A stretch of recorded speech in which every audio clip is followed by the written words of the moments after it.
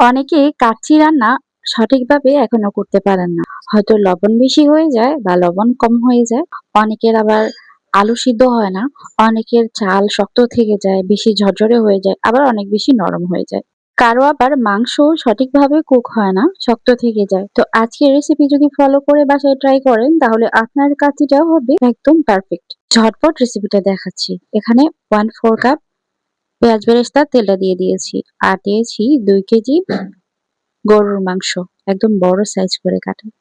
একটা কাঁচি বিরিয়ানি মসলার গুঁড়া মসলার প্যাকেটটা সম্পূর্ণ দিয়ে দিয়েছি। ৫ টা কাঁচামরিচ দিয়েছি, আর ৬-৭ টার মতো কাজু বাদাম দিয়েছি।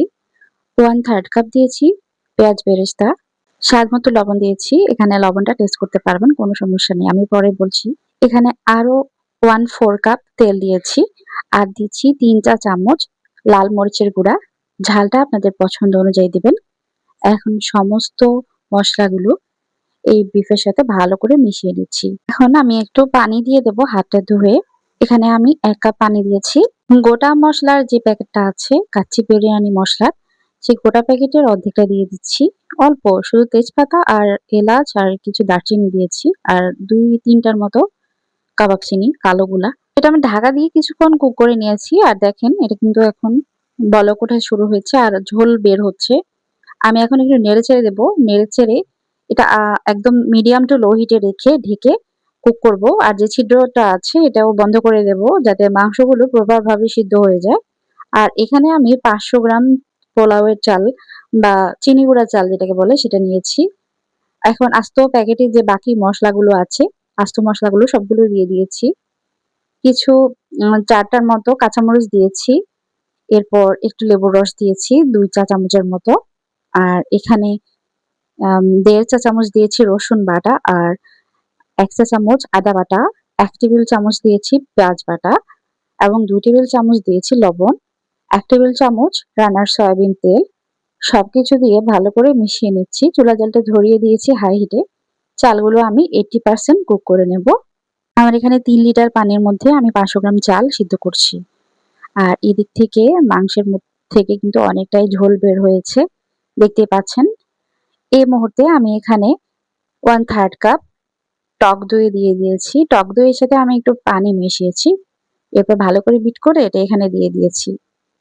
আর এই টক দইয়ের বাটিটা ধুয়ে আরেকটু পানি দিয়েছি। তো এটা নেড়েচেড়ে আবার ঢেকে এটা কুক করব যতক্ষণ পর্যন্ত না মাংসগুলো প্রপার ভাবে সিদ্ধ হয়ে যায়। এদিক থেকে চালগুলো কিন্তু আমার 80% কুক হয়ে গেছে। খুব দ্রুত করে আমি এখন এগুলোর উপরের যে মসলাগুলো আছে এগুলো সব বেছে নেব। কারণ এগুলোর ফ্লেভার যা দেওয়ার দিয়ে দিয়েছে। আর এক্সট্রা করে কোনো ফ্লেভার দেওয়ার প্রয়োজন নেই। আমি লবণটা টেস্ট করেছি, লবণ ঠিক আছে। একটু ঝোল খেয়ে দেখবেন চালের মধ্যে থেকে। যদি লবণ ঠিক থাকে লাগবে না। আর যদি লবণ কম মনে হয় একটু দিয়ে নিবেন। আর চালগুলো পানি ঝরিয়ে নিবেন অবশ্যই। এদিক থেকে আমার মাংসের ঝোলগুলো প্রায় শুকিয়ে গেছে। এখন পানি ঝরানো যে চালগুলো সেগুলো দিয়ে দিচ্ছি উপর থেকে। ঝোল কিন্তু একদম শুকিয়ে গেছে মাংস থেকেও। এখানে আমি আরো 1/4 কাপ একটু দুধ দিয়েছি। গুঁড়া দুধ মিশিয়ে দিয়েছি দুধের মধ্যে ২ টেবিল চামচ, আর ১ টেবিল চামচ ঘি, আর দিয়েছি সামান্য একটু ফুড কালার। এরপর এখানে কিছু পেঁয়াজ বেরেস্তা আর কাঁচামরিচ এবং কিছু কাঠবাদাম দিয়ে উপর থেকে ভালো করে ছড়িয়ে দিয়েছি আর ঢেকে দিয়েছি। দমটা আপনারা চাইলে একটু আটার সাহায্যে সিল করেও দিতে পারেন।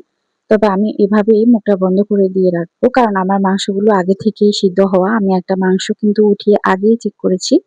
মাংস প্রপার ভাবে সিদ্ধ হয়েছে তখনই আমি চালটা দিয়েছি। তো এই বিরিয়ানিটা আমি ২০ মিনিট মিডিয়াম টু লো হিটে রেখে দমে রেখেছি। যে এক্সট্রা 1/4 কাপ পানি দিয়েছিলাম, পানি বলতে দুধ দিয়েছিলাম আরকি। সেই দুধটা কিন্তু এই 80% কুক করা চালের মধ্যে ভালোভাবেই মিশে গেছে। কারণ চালগুলো পানি টেনে নেয়।